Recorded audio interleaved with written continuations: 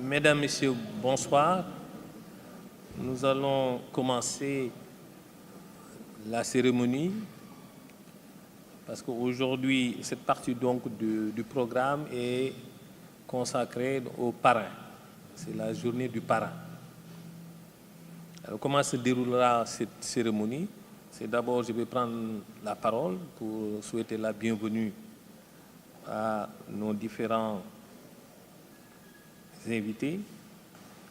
Ensuite, le professeur Loukou, qui est le président de la fondation Houphouët-Boigny, va prendre la parole. Et enfin, le gouverneur, Dr Augustin Thiam, va prendre la parole et terminer la cérémonie officielle. Après cela, c'est maintenant le déroulement normal du programme que la fondation a programmé pour cette journée du parrain. Il y a une projection de film, puis une conférence et probablement une cérémonie de dédicace de livres à l'occasion donc de livres sur le parrain. Alors, monsieur les doyens, monsieur le gouverneur Augustin Thiam, chers invités, chers étudiants en vos titres, chers invités en vos titres et qualités, chers étudiants, nous sommes honorés aujourd'hui de recevoir la Fondation Houphouët-Boigny et surtout de recevoir le gouverneur Augustin Thiam pour cette journée du parrain.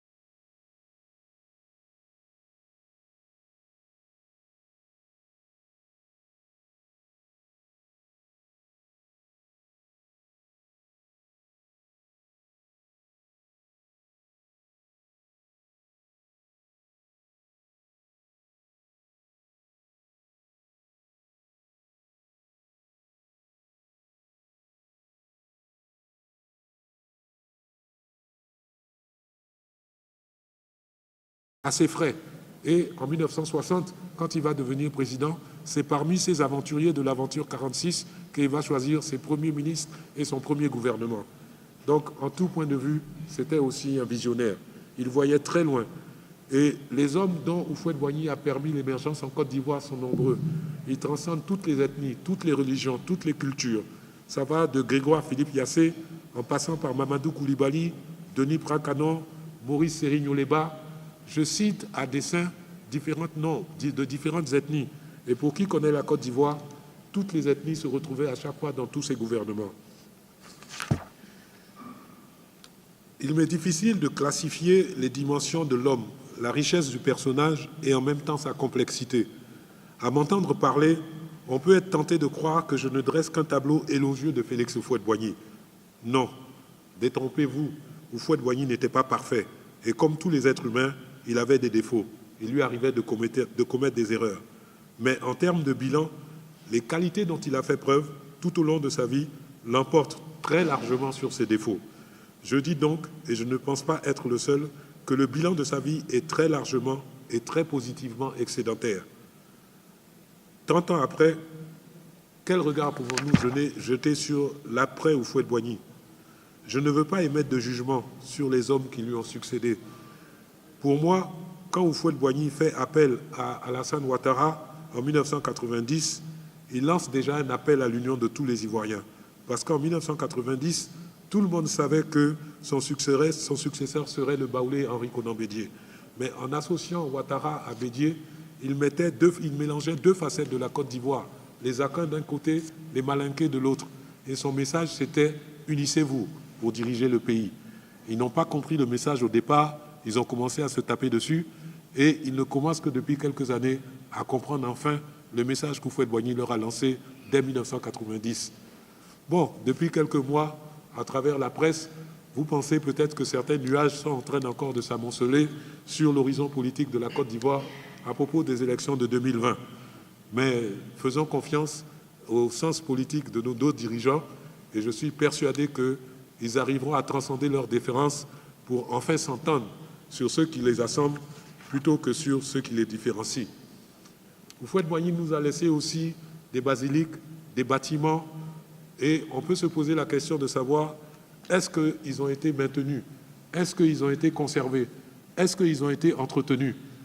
Mais je crois que nous, les Africains, nous avons une tare que je pourrais qualifier presque de congénitale. Nous n'avons ni la mentalité ni la culture de l'entretien.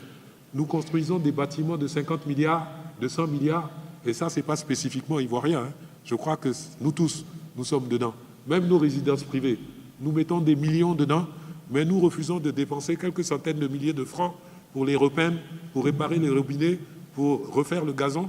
Et puis, quand tout est dégradé, on réinvestit des milliards pour les remettre à neuf. Et à ce niveau-là, ce péché que nous avons, nous tous Africains, nous a touchés, nous aussi, en Côte d'Ivoire. Et l'œuvre d'Houphouët-Boigny n'a, je ne pense pas, été entretenue à sa juste valeur.